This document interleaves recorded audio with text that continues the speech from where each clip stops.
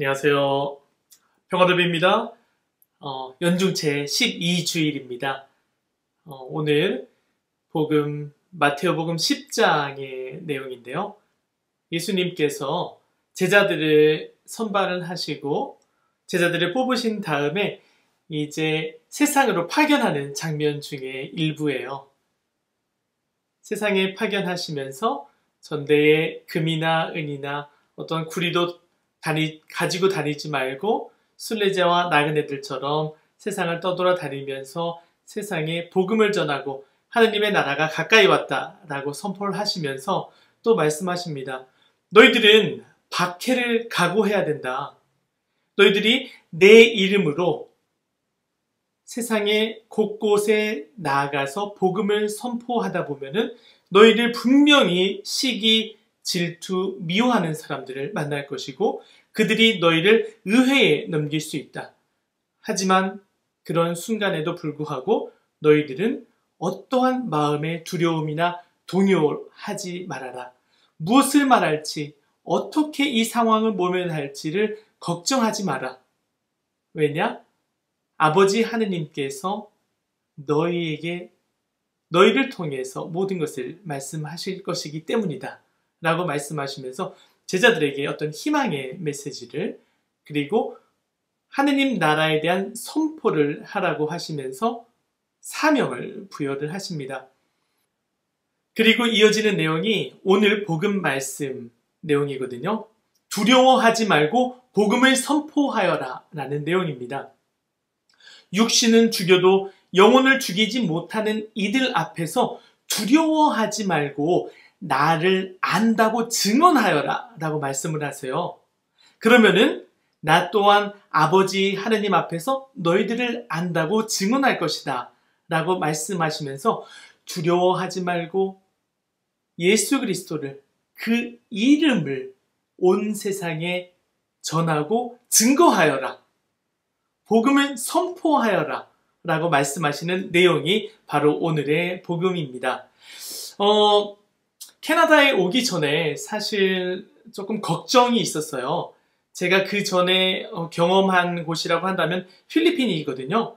필리핀에서 영어 공부를 하면서 사람들을 이렇게 만나고 그때 이제 좀 장기간에 한 6개월, 10개월간이라는 어떤 기간을 통해서 그 안에서 사람들 만났던 어떤 기억이 있는데요.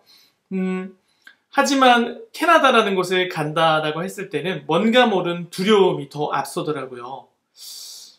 사실 이건 좀 인종적인 차별 그런 것들이 제 안에 무의식 중에 있었던 것 같아요.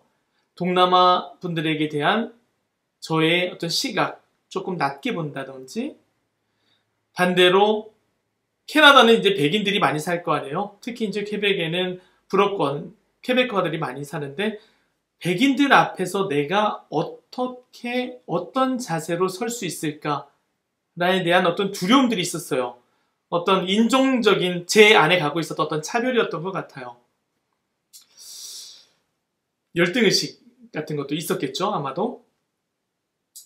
가기 전에 그런 두려움이 앞서는 거예요. 백인들 앞에서 내가 어떻게 그들 언어로 복음을 전할 수 있을까? 그들이 나를 무시하지는 않을까? 내려다보지는 않을까? 어떤 그런 두려움들이 끊임없이 제 안에 있었어요. 아니나 다를까 그곳에 도착을 하고 언어를 공부하고 사람들을 만나는 그 과정 안에서 저의 그 두려움은 더 커졌습니다. 제가 한국 문화를 좋아하는 청년들의 모임에 한 달에 한 번씩 때로는 좀 더 자주는 일주일에 한 번씩 가서 그들에게 한국말을 가르치고 그들은 저에게 불어 혹은 영어를 가르쳐 주면서 언어 교환하는 프로그램이 있었거든요. 그곳에 이제 참여하면서 이제 많은 사람들을 만났어요. 그 중에 몇몇은 제가 가톨릭 신부인지를 알았고요. 많은 대다수가 저와 개인적인 친분이 많지 않았기 때문에 모르는 경우도 있었습니다. 한 번은 K-나이트라고 해가지고 한국 문화를 좋아하는 외국 아이들이 모여서 한국 음식을 나누고 그 한국의 어떤 전통 문화를 배우고 나누는 어떤 그런 날이었는데요. 그 모임을 마치고 나서 몇몇 친구들하고 이제 뭐 맥주를 한잔 하러 이제 바에를 갔습니다. 그 친구들하고 한참 얘기를 하다가 보니까 이제 제가 제 신분에 대한 어떤 이야기를 하게 됐어요. 그 친구들하고는 좀 끈끈하게 알고 지냈던 친구였는데도 제가 나는 사실 가톨릭 신부야 라고 말을 했더니 그 중에 그 퀘베커 한 친구가 갑자기 이게 버럭 화를 내는 거예요. 그래서 깜짝 놀래가지고 너 왜 그래? 그랬더니 야, 과거에 가톨릭 성직자 수도자들이 우리에게 어떤 식으로 학대했는지 알아? 막 그러면서 막 노발대발하면서 저를 막 제 앞에서 막 끊임없이 비난을 하는 거예요. 그때 당시는 제가 퀘벡 문화를 잘 모르고 그냥 가서 언어 공부를 막 배우고 있던 찰나 그때 그 시기였기 때문에 그 친구가 하는 말에 대한 이해가 충분하지 않았어요.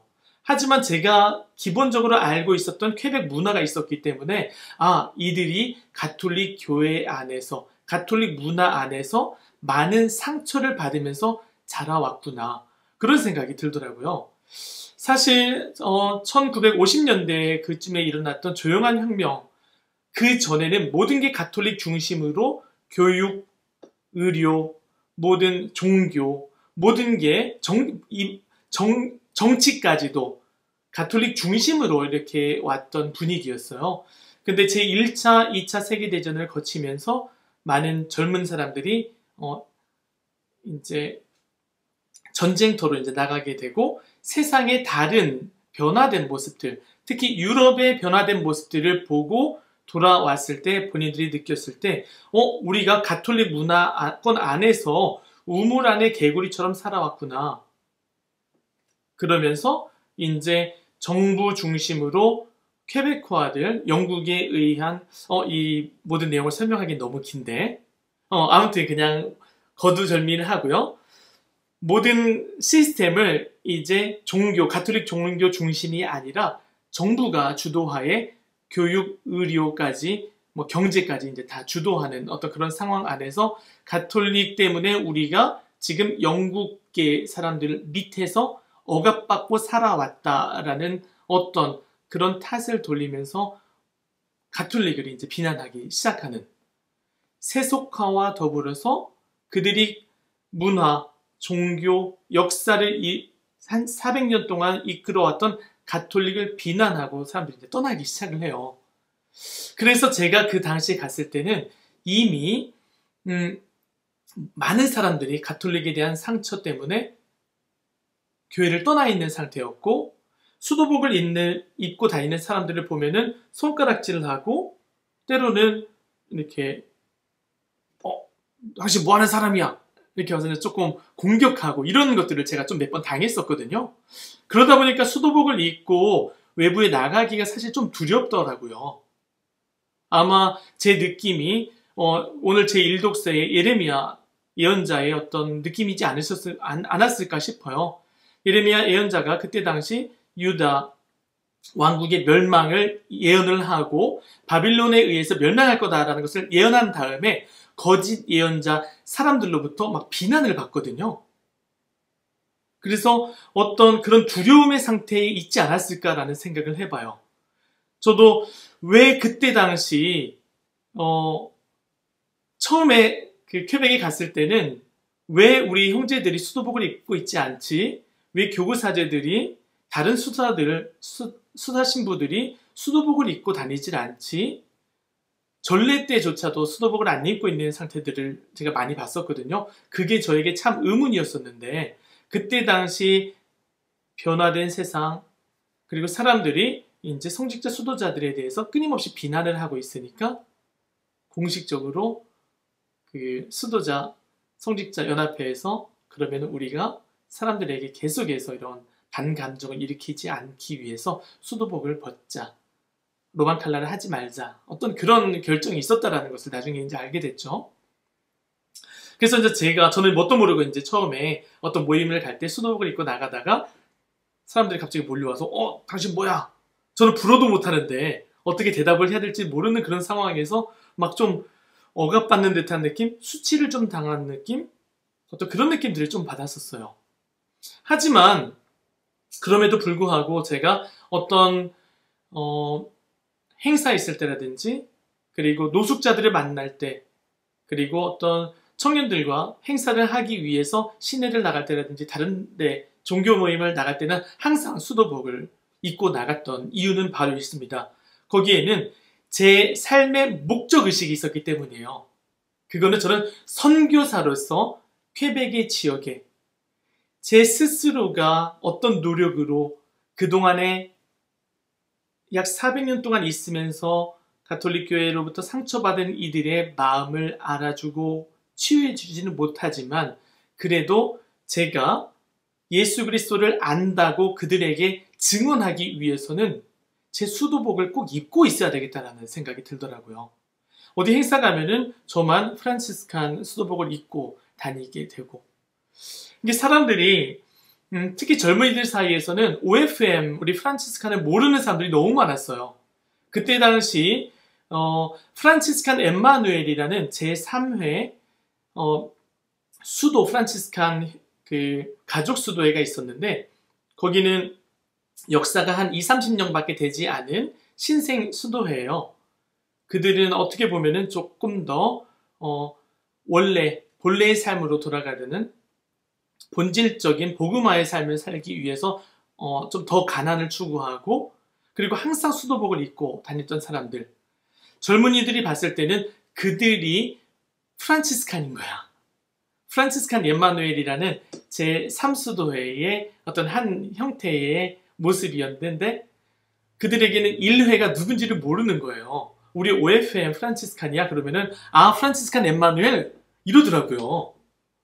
그 정도로 우리 프란치스칸들이 그 안에서 수도복을 입고 우리의 정체성을 드러내는데 많이 주저했었죠. 그 이유는 주변의 사람들에 대한 어떤 비난, 그에 대한 두려움, 상처, 이런 현실 속에서 수도자로서, 선교사로서 어떻게 더 파견자로서 어떻게 이 정체성을 살아갈 것인가, 많은 고민들이 있었어요. 그럼에도 불구하고 오늘 어떤 복음의 내용, 그들 앞에서 나를 안다고 증언하면은 나 또한 하나님 앞에서 너를 안다고 증언할 것이다. 어떤 그 말씀이 참 힘이 되었었고요. 더 나아가서 그들 앞에서 무엇을 말할까, 무엇을 할까 걱정하지 마라. 말하는 이는 요아킴 네가 아니라 네 안에서 함께 하시는 하느님의 영이다라는 이 오늘 복음 전의 내용의 말씀이 저를 어려운 환경 안에서도 꿋꿋하게 선교사로서 살아갈 수 있는 어떤 그런 용기, 힘을 주지 않았나 생각을 해봐요. 그 어린이가 자전거를 배울 때 이런 경험들 하잖아요. 얼마 전에 그 윌리엄이라고 아실런지 모르겠어요. 슈퍼맨이 돌아왔다. 그 샘의 아들 윌리엄이 자전거를 배우는 어떤, 이제 샘 아빠가 내 뒤에서 이렇게 잡아주고 있죠. 뭐 물론 이제 나중에 이렇게 놓겠지만 그 장면은 제가 못 봤어요. 그냥 윌리엄이 자전거를 타려고 아빠 놓지 마 하는 그 장면만 이제 보고, 예고편인데 그것만 보고 말았었는데, 분명 아마 샘이 이렇게 잡고 있다가 나중에 놓을 거예요. 윌리엄은 자전거, 외발 자전거, 그동안에는 뭐 발 4개 달린 거, 보조 바퀴를 단 걸 타고 있었겠죠? 하지만 이제 2발 자전거는 이제 처음 타는 그 상황에서 내 안에 두려움이 있는 거예요. 혹시나 넘어지지 않을까? 넘어져서 다치지는 않을까? 두려움이 있는데, 그래도 도전할 수 있는 그 근본적인 원인은 바로 내 뒤에 계신 아빠, 샘이 두려워하지 마, 걱정하지 마, 아빠가 여기서 잡아주고 있을 거야. 그 한마디가 윌리엄을 그 자전거 위에 올라가게 만들고 또 앞으로 나갈 수 있는 어떤 그 에너지를 주지 않나라는 생각을 해봐요. 즉 윌리엄은 뒤에 아빠가 나를 지켜주고 보호해 줄 거라는 그 확신, 믿음 하나로 그 자전거를 쌩쌩 밟을 수 있게 되는 거죠. 그리고 마침내 혼자 아버지의 도움 없이 그 자전거를 타게 될 것이에요. 그처럼 저도 언어가 부족하고 그들 문화 안에서 특히 백인들이라는 사람들 안에서 활동을 할 때 많은 두려움, 어려움이 있었고 그들 언어로 무엇을 말하고 뭘 할까?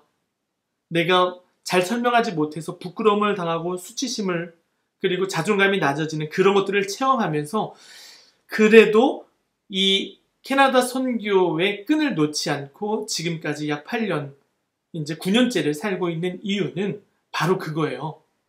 내 뒤에 계신 아버지 하느님께서 요아킴, 두려워하지 마라.